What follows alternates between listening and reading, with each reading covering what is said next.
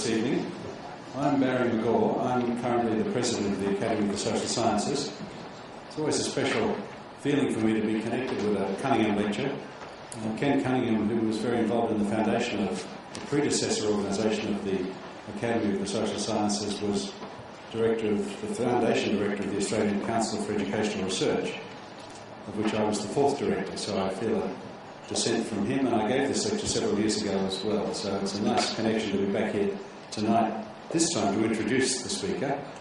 You all know from the documentation you've received that Tim Lang is Professor of Food Policy at the City University in London. You might have been intrigued, as I was, by the description at the start that having finished his PhD in social psychology, he became a hill farmer. I asked what a hill farmer was, and that meant he ran sheep and cattle on the Pennines, before he then went on and pursued the interests in food policy much more substantially. That's led to the work he's doing now, and also to the grounds for which we've invited him to come to Australia to deliver this lecture this evening. Tim.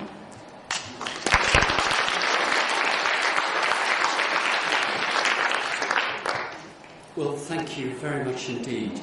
Can you all hear? I'm sufficiently trained. Start waving at the back if you can't hear me. Can you hear now? Yeah? Yes? Good. We're on. No, we're not. He's typing it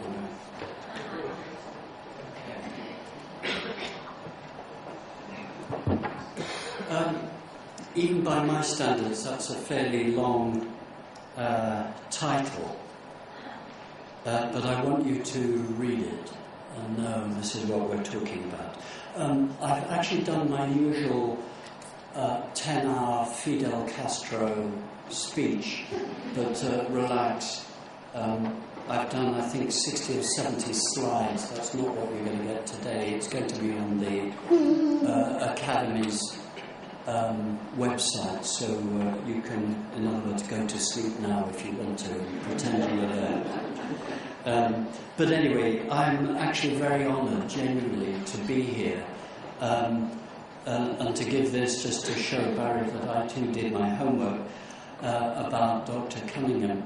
And what particularly intrigued me was the bottom line here, the bottom bullet point, that he, like me and many of you, had an interdisciplinary focus to his work and to his life.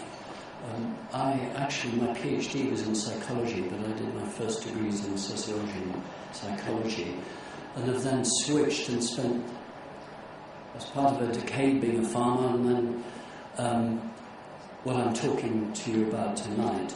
And it's that combination of cross-disciplinary, or as I prefer to say, interdisciplinary focus that I'm really going to draw upon. So, thank you, Dr. Cunningham.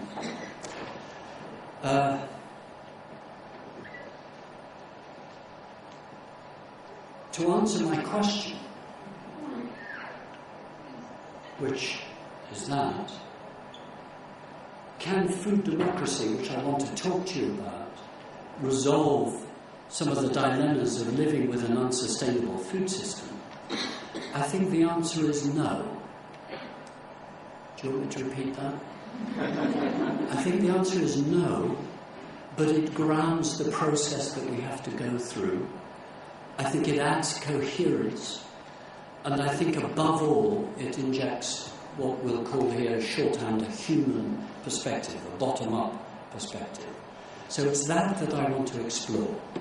And to be self-indulgent, the food democracy term is, I think, a term that I coined 20 years ago to try and address the messy situation that we're in and the messy social processes that are going to have to get us out of this.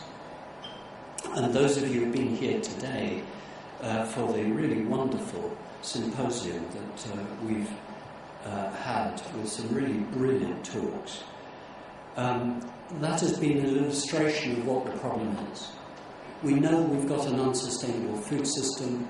We know it's about us, we humans, who are wrecking the planet, over-consuming, taking food away from the potential of future generations.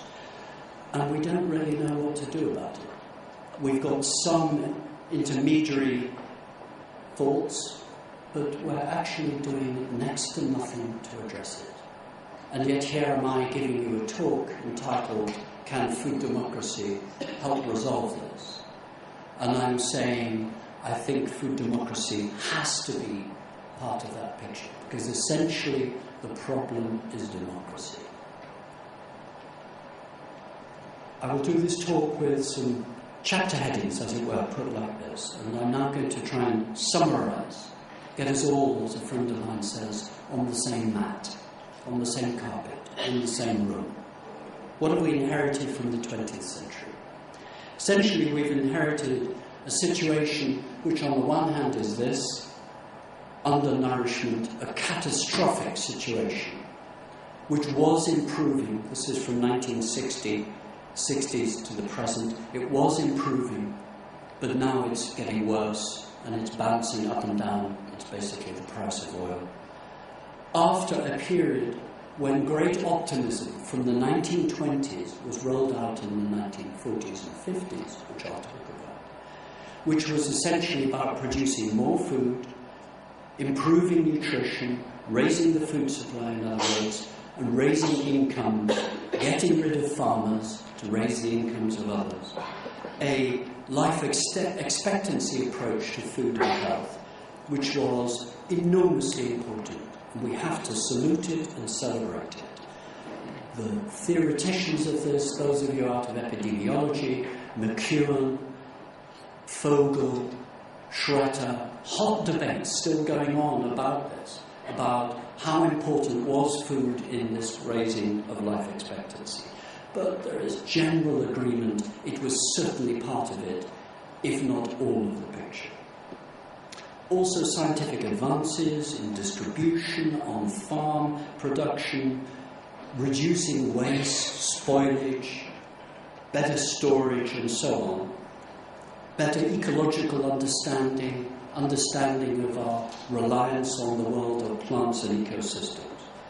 But this running sword, plus, by the end of the 20th century, environmental damage, rampant inequalities, rampant.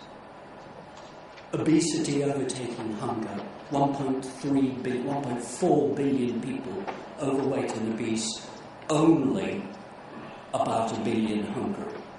This is an astonishing state of affairs after the 20th century claiming to be about food progress.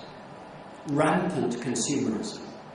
I will give you the figures. In my country, 30% of all food purchased at the checkout till is thrown away. Not even in the Lang household do we eat pineapple peelings. They're composted. You have some waste in any food system. It's what we do with it that matters. But the waste of edible, nutritionally sound food is staggering.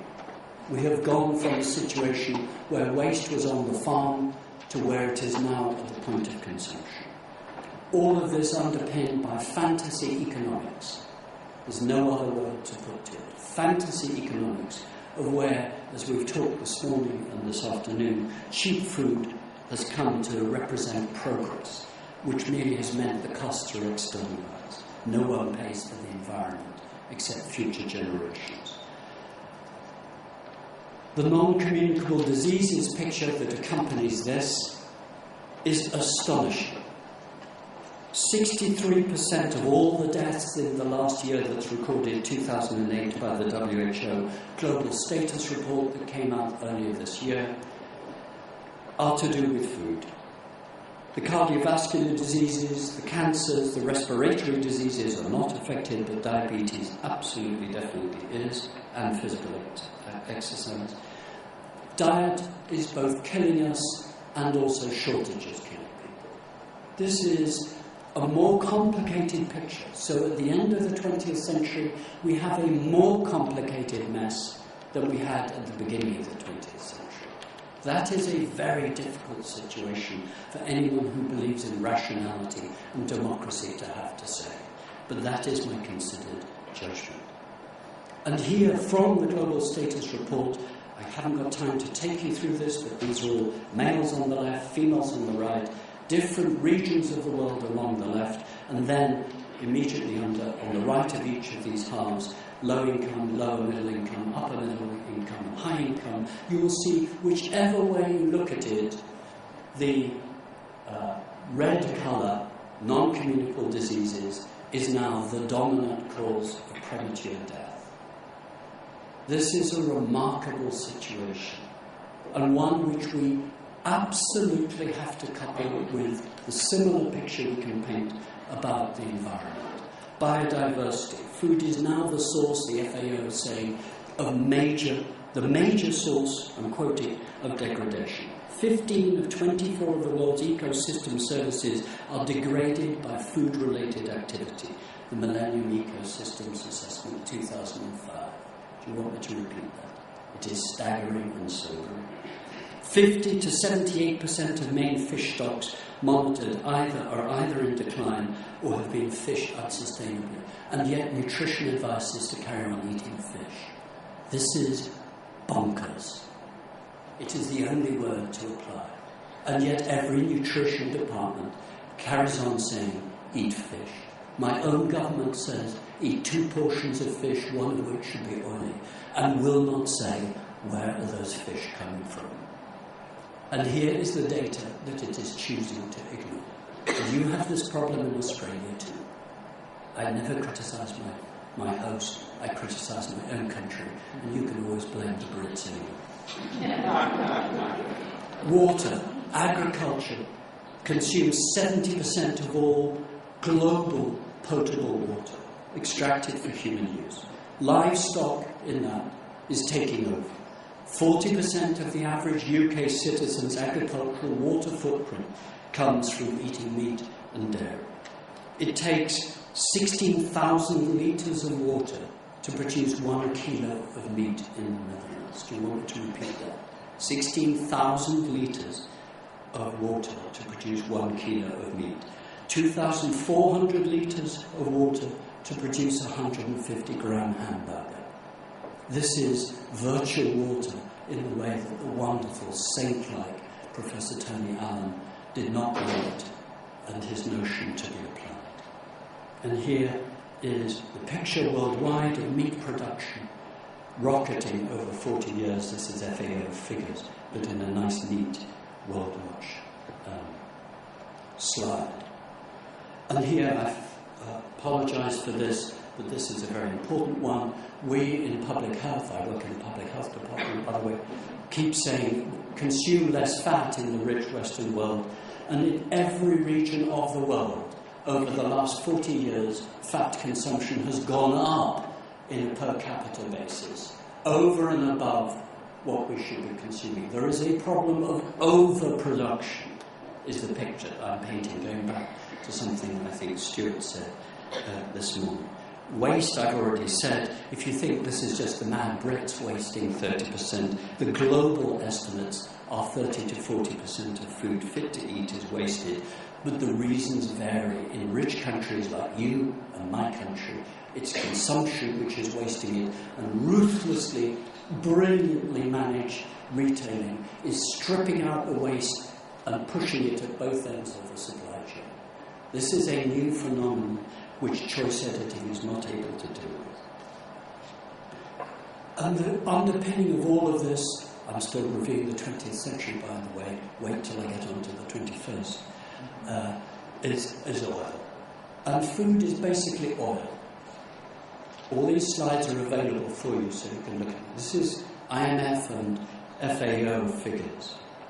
You'll see that the commodities that went AWOL in the price rise are essentially echoing the price rise of oil. Food's footprint is basically about oil. Not entirely, but heavily.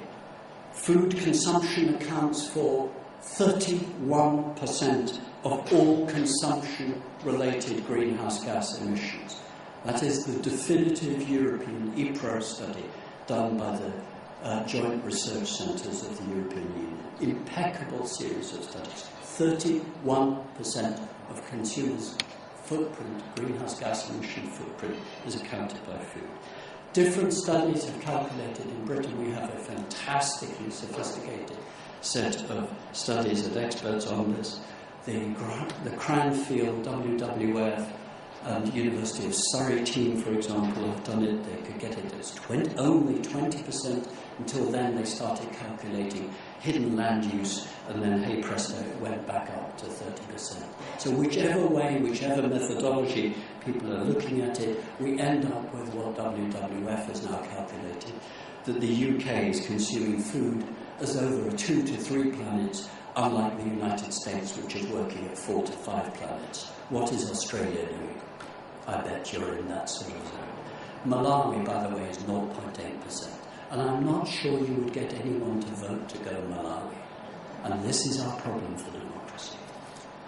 But the picture is this. No wonder you get very sober pictures like this. This is from the extraordinary study by Rockström and Stefan and people in Nature. Essentially calculations using interesting methodology which has been criticised but has ended up being robust. And you will see food is involved in certainly 4 of the 8 that they looked at here. This is a very, very tricky situation that we've had at the end of the 20th century. And just to really rub home, I think the Harvard School of Public Health are utterly fantastic, but here, literally, straight off the latest version, this is their critical version of the USDA plate, and they produced for Harvard School of Public Health, probably the most reputable school of public health on the planet.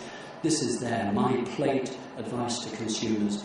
It's saying next to nothing about sustainability, ignoring the problem of where and how nutrients arrive on the plate. And if you look at the bottom right, it says just choose fish. It doesn't say anything about where your poultry is to come from, what it's fed. 1/2 of all the cereals grown on the planet are fed to animals for meat. And then think of the water. I mean, this is accepting consumerism in a way that I think, frankly, is crazy. Okay, so that's my very sober account of the 20th century. I'm a policy man. I look at the work of other scientists. I'm interested in the interface between evidence and policy. I explore but no longer believe in the fantasy of evidence-based policy. I do believe in evidence-based medicine. I do believe in Cochrane as a methodology. It's fantastic if you want an operation. Don't get the wrong leg taken off. Evidence-based medicine is pretty good. But whether we've advanced to evidence-based policy for addressing the sorts of issues we're here to discuss, I'm not so clear. I think the good news is the tensions that I'm talking about are emerging. The fact that I can give you these figures that I've been giving you is a sign that the evidence is bubbling up, but it's not being translated into policy. And part of the problem of that is that we've got to lock into a particular paradigm. The paradigm is what I and my colleagues have called productionism, not the same thing as what the agricultural sociologists have called productivism. Productionism is about the policy paradigm. And the paradigm can be explained and described very simply. Science plus capital plus good distribution will increase output, deliver less waste, be cheaper, and deliver, therefore, health and progress. This was an entire policy package. You can read Australian scientists, Stanton Higgs, where's Rosemary? Stanton Higgs was talking about this. I looked at it last night, by the way, Rachel. Boyd Orr was talking about it in the 1940s. Across the Western world, this picture of productionism, of science plus capital plus distribution would deliver health and progress was essentially the argument that was the marginal argument in the 1930s that in the Second World War won its day, and essentially was rolled out not least because Boyd Orr was appointed as Director General of the FAO. I put it there, forgive me, I thought I had put it in. Spot the doctor here, it's the man on the left. You can tell because he's smoking a pipe. But the man on the right was the most powerful illustrator of translating that. Sicko Mansholt, a man I had the pleasure and privilege to meet, the founder of the biggest agricultural policy on the planet, Common Agricultural Policy, also smoking a pipe. A very nice man. These policies are populated. These are two white middle-class men, but there are hundreds of them, thousands of scientists who agreed with what they did. It was a socially just approach. But the problem is this doesn't fit the 21st century. It's addressed the Malthusian problem, but it relied upon oil to raise production, mined the environment, assumed that more food is good for health, whereas in fact now we've got an obesity problem and overconsumption. It assumed that consumers and humans eat rationally. It focused policy attention on the farm, not on what happens afterwards. The difficulty we now face, the emerging tensions that I want to talk about, is that we now have a split in policy psychology. After 35 years of looking, talking, studying, interviewing policymakers around the world, I think we're now in a situation where there are 6 positions. One is the deniers, the people who do not think the sort of evidence that I've given you matters. It can all be left to the consumer to choose at the point of consumption. You have no place to be in this room of policy making. Then there are the business as usual people who just say, well, we've got a little difficulty at the moment, let's just get the show back on the road and carry on making food cheaper, produce more, we'll use new technologies to do this, but not just new technologies, we'll use psychology to do it actually, to get behaviour change, to start getting people to behave differently.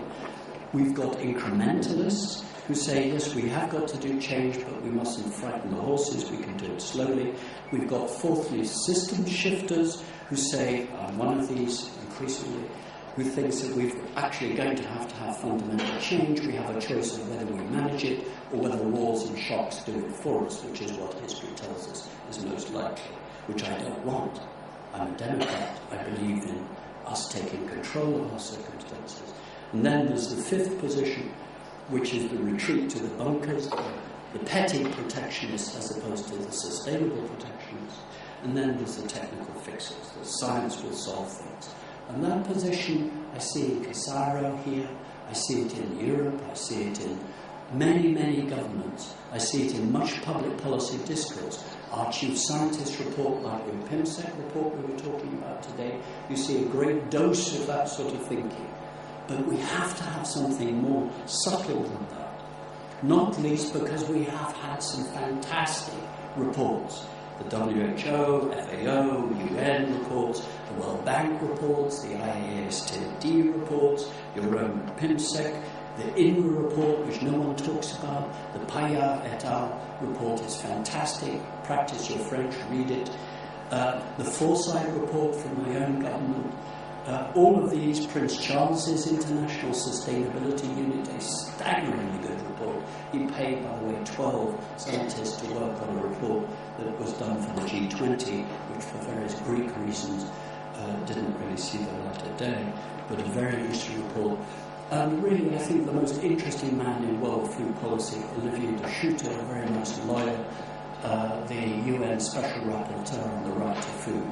And if there's any entry into this discourse you want to get, go and read Olivier de Schutter's reports. They are short, elegant, written beautifully by a lawyer, and he has no income from doing it. He has just interns working with him.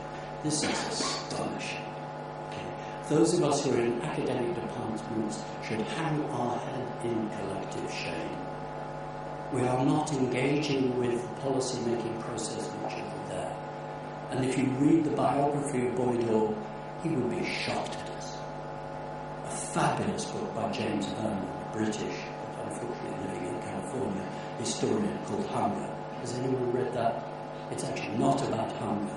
It's about the history of the policy engagement between sciences across the board. Read it. It is a beautiful, elegant book about the growth of engagement between policymakers, academics, and the world of food.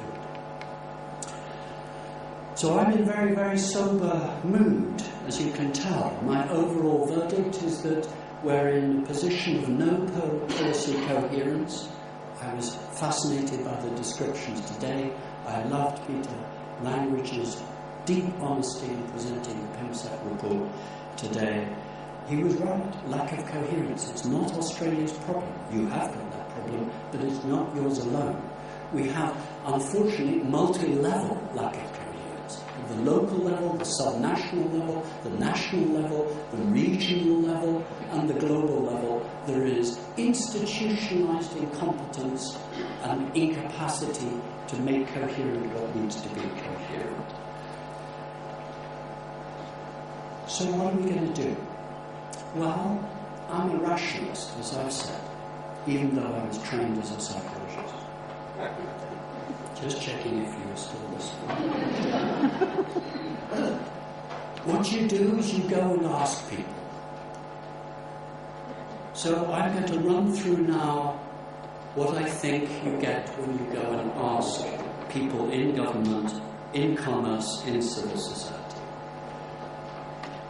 I nearly leapt up earlier today at the symposium to say, when we were talking about what can we do about price volatility, to say actually one of the impacts of Olivier de Schutter, and indeed others, but he really spearheaded it, is on the issue of price volatility.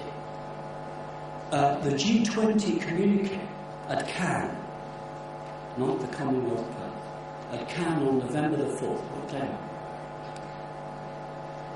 8th, okay, so 4 days ago, actually has whole sections on what to do about price volatility. This is the beginning of a possibility of taming out of control commodity speculators. They are out of control. I live in the street of bankers in London. They're utterly charming. They have very big cars, as you would expect. And they have lots of servants, but they're utterly charming. They're lovely neighbours. A friend of mine says, always go and live with the rich. You get better food and nicer leftovers. But we have to get this under control. We have to see this, even though we are neutral academics. We have to start engaging with this world of where the people who are now controlling the means of existence, the price of land, speculation about these things is not an issue about national sovereignty. Of course it is that. It's actually about whether our food system is in tune with ecosystems and is in tune with public health, is in tune with the possibilities of a decent society, or whether or not we carry on to continued difficulties. So go look, I'm not going to read it, go read the G20 final communique, because it's weak, it's pathetic at one level, but wow, it was there compared to nothing. And that's the way diplomacy works. A door opens, you tiptoe in, you have other people who kick other doors, bang drums outside. But a process is beginning that in this decade we have to sort out. My own area, the European Union, you Australians, Boris has always pilloried, understandably, the common agricultural policy. Never forget it was born to try and apply a decent, better, more regular, less volatile food system after the Second World War. It's not doing that, it's an expensive way of doing it, but its intentions were actually honourable. The most interesting things that are happening in the European Union are something I've not met an Australian who's following it, but I urge you to do so, which actually began at Rio, the 1992 UNCED, the UNCED, meeting the United Nations Conference on Environment and Development. The European Union at that made a commitment to run with sustainability and consumption of food after it. 20 years later, and then, thank goodness, the Swedish government said they would lead it for the European Union. Now we have an extremely interesting policy framework which actually was announced in September this year in Brussels. In fact, the day I was there, coincidentally. And it is a really sexy title. It's called The Roadmap for a Resource-Efficient Europe. Did you get that? It's really exciting.